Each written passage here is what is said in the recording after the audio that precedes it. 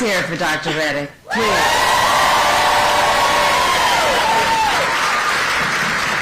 Please have a seat, everyone. Please have a seat. It's so good to be back in Atlanta. Thank you all. Thank you. You know, I just want to say, thank you. I want to say about Dr. Reddick, you know, some of you may have seen, I did an event last night with Oprah Winfrey, and that it highlighted so many tragic stories, but it also highlighted so many important issues, which is why everyone has taken time out of your busy lives to be here this afternoon. And it highlighted the importance of a Dr. Reddick. Because the courage, Dr. Reddick, that you are showing in the face of these arcane and immoral laws to stand so publicly and talk about your commitment to your oath and to the health and well-being of people who need to be seen and treated with dignity is so extraordinary. And I do believe in moments of crisis, the world has a way of revealing the heroes among us. And I would say, Dr. Reddick, you are one of them. Thank you very much.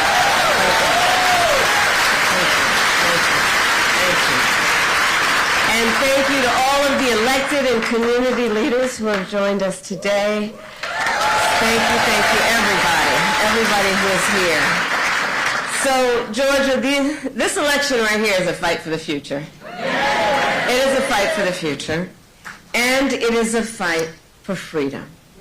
For freedom. And we know in America, freedom is not to be given. It is not to be bestowed. It is ours by right. It is ours by right. And that includes the fundamental freedom of a woman to be able to make decisions about her own body and not have her government telling her what to do. Yes, we must trust women. And we all know how we got here. When Donald Trump was president, he hand-selected 3 members of the United States Supreme Court. The Court of Thurgood and RBG, with the intention that they would overturn the protections of Roe v. Wade, and as he intended, they did. And now more than 20 states have Trump abortion bans. Extremists that have passed laws that criminalize healthcare providers, doctors, and nurses, and punish women. In 2 states of those states, they provide for prison for life. Prison for life. For healthcare providers for simply providing reproductive care, the care they so earnestly and rightly believe must be delivered. All Trump abortion bans. And think about this. Many of these bans make no exception even for rape and incest.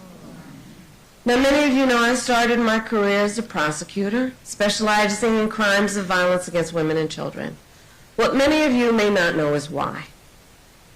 So when I was in high school, my best friend, I learned, was being molested by her stepfather. And I said to her, look, you got to come and stay with us. I called my mother. She said, of course she does. And she came and she stayed with us. And so I made the decision early in my life that I wanted to do the work that was about protecting the most vulnerable among us and doing the work that was about giving them dignity in the process. And so, thank everybody here for being here, standing in solidarity around the importance of that. And so I say to you then, from that experience and from the work that I've done, the idea that someone who survives a crime of violence to their body, a violation of their body, would not have the right to make a decision about what happens to their body next? That's immoral. That's immoral.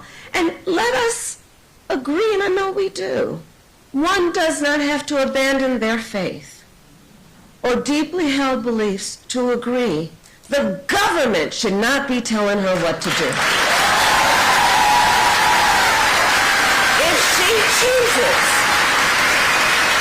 chooses, she will talk with her pastor, her priest, her rabbi, her imam. But it should not be the government or Donald Trump telling her what to do with her body. And think about it. The stories that Dr. Reddick shares with us, the stories we heard last night, the stories we've been hearing for 2 years. 1 in 3 women in America lives in a state with a Trump abortion ban. This includes Georgia and every state in the South except Virginia. Think about that when you also combine that with what we know has been long-standing neglect around an issue like maternal mortality.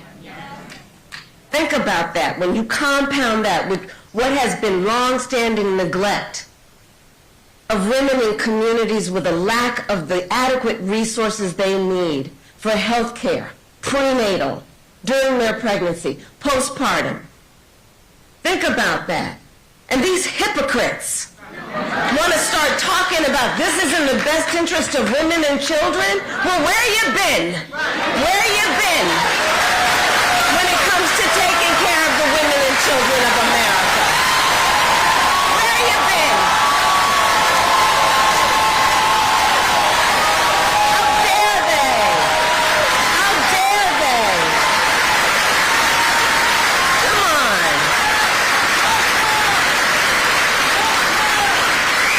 And we understand the impact of these bans and the horrific reality that women and families, their husbands, their partners, their parents, their children are facing as a consequence every single day.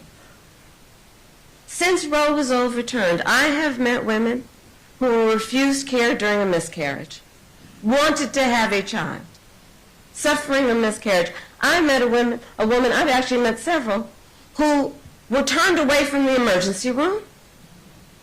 One at early stages after the Dobbs decision came down told me with tears, she was with her husband, about how only when she developed sepsis did she receive emergency care. Only when she developed sepsis did she receive emergency care. And now we know that at least 2 women, and those are only the stories we know, here in the state of Georgia, died because of a Trump abortion ban. One, and we heard about her story last night, a vibrant 28-year-old young woman.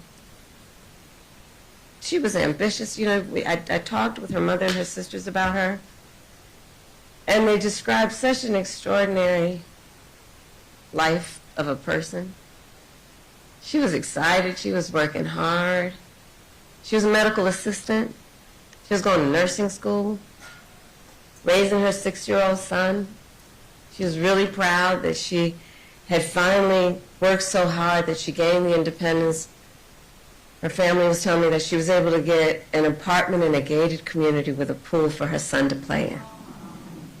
She was so proud, and she was headed to nursing school.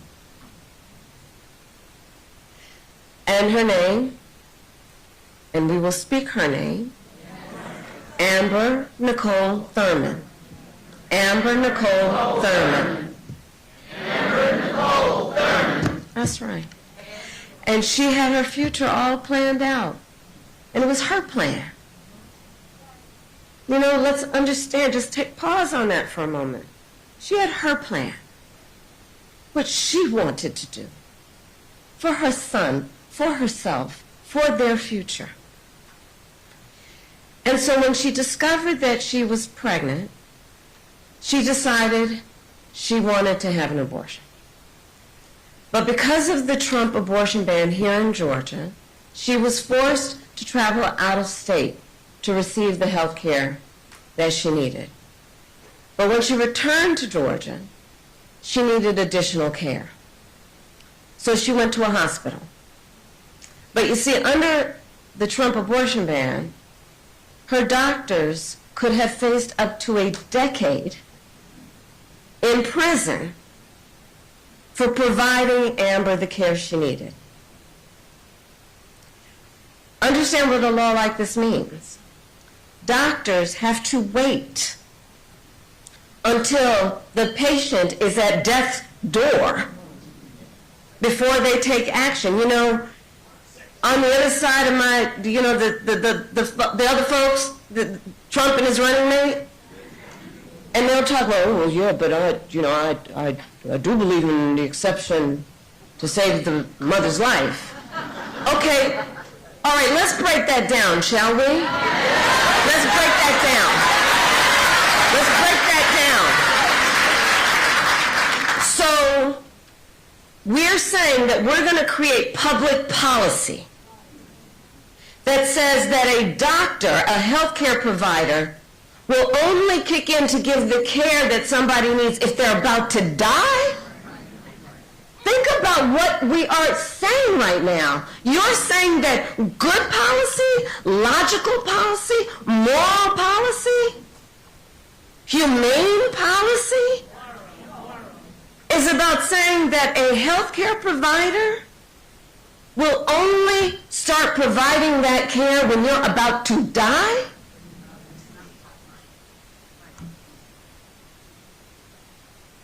And so Amber waited 20 hours. 20 hours. Excruciating hours. Until finally she was in enough physical distress that her doctors thought they would be okay to treat her. But it was too late. She died of sepsis. And her last words to her mother, which her mother, as you know, tears up and cries every time she speaks it. Last words to her mother, promise me you'll take care of my son.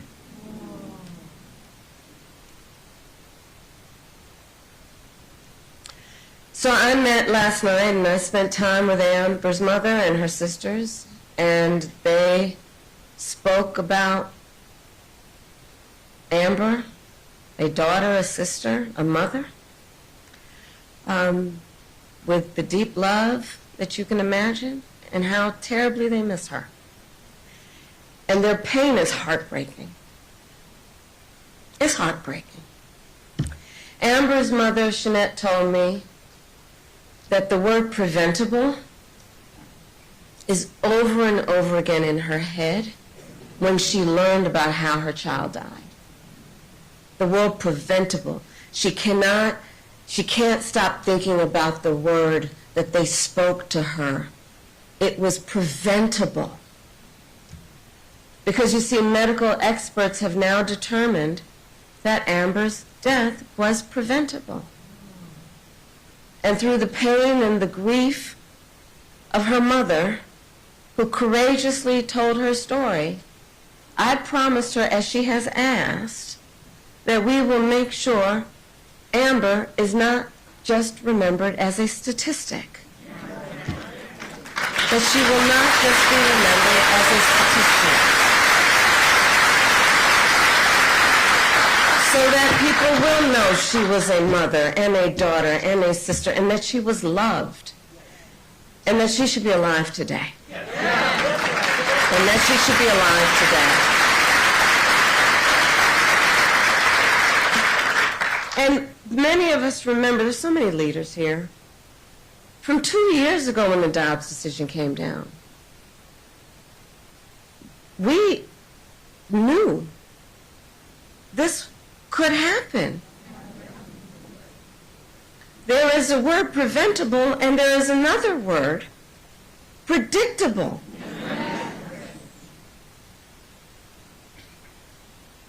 And the reality is, for every story we hear of the suffering under Trump abortion bans, there are so many other stories we're not hearing, but where suffering is happening every day in our country. An untold number of people suffering. Women who are also being made to feel as though they did something wrong. The judgment factor here is outrageous. Being made as though to feel as though they are criminals, as though they are alone. So to those women, to those families, I say on behalf of what I believe we all say, we see you and you are not alone, and we are all here standing with you. Standing with you. You are not alone. You are not alone.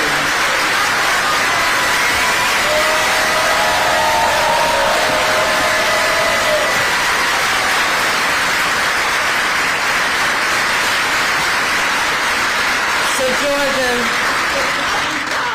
and we will not be silent. And we will not be silent. But this is a health care crisis.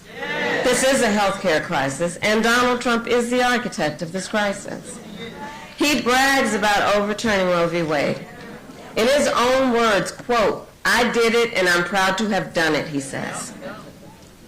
He is proud that women are dying, proud that doctors and nurses could be thrown in prison for administering care, proud that young women today have fewer rights than their mothers and grandmothers? How dare he? How dare he? And in our debate last week,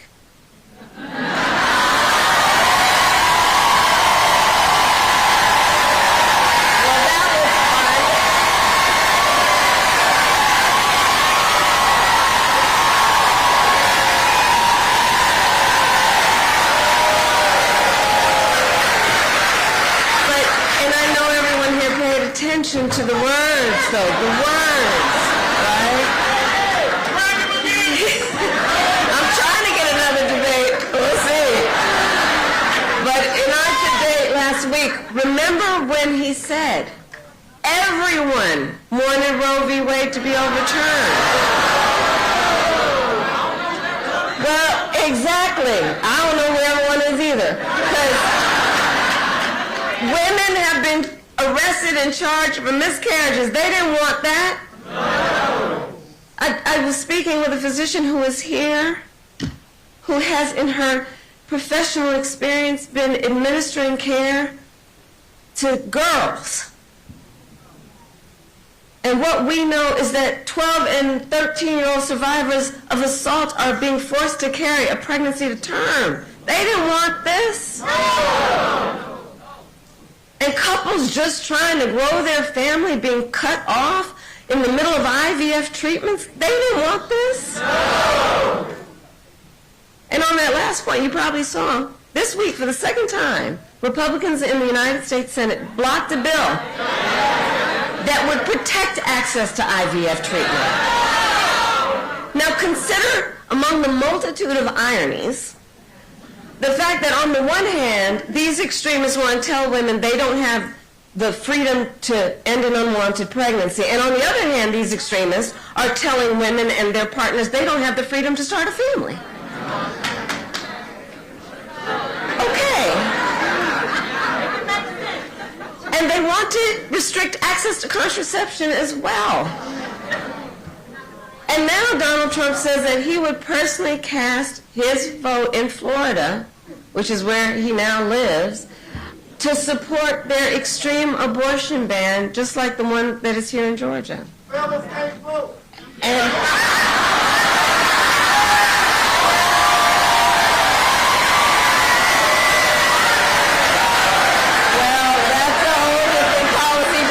And that we'll have for another day.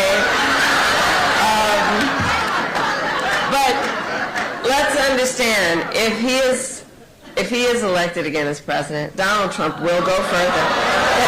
We know what we're up against, and we must speak of the stakes. We must remind. Everybody here knows, but we got to remind our friends, our neighbors, our co-workers, the stakes are so high.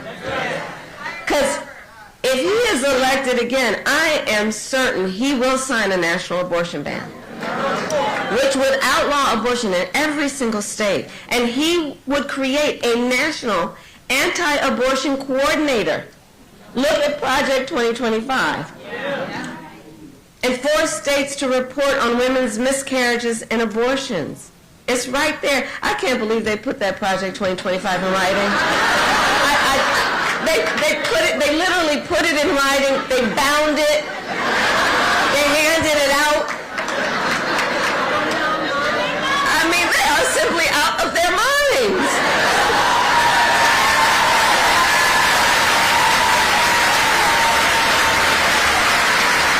And it's clear that they just don't trust women. Well, we trust women. We trust women. And like Dr. Reddick said, when Congress passes a bill to restore reproductive freedoms, as President of the United States, I will so proudly sign it into law. I will so proudly sign it into law. Proudly sign it into law. So, 46 days to go. And let us remember that momentum on this and so many issues, momentum is on our side.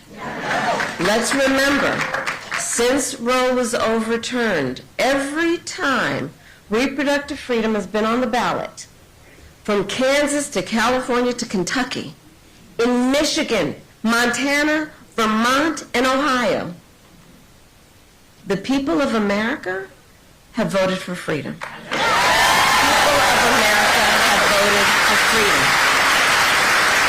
And not just by a little, but by overwhelming margins, from so-called red states to so-called blue states, providing and making clear also, this is not a partisan issue. This is not a partisan issue. And it is proving that the voice of the people has been heard and will be heard again. And will be heard again. So, 46 days to go in probably the most consequential election of our lifetimes. And with that, then, today I ask Georgia, are you ready to make your voices heard? Do we trust women? Do we believe in reproductive freedom? Do we believe in the promise of America? And are we ready to fight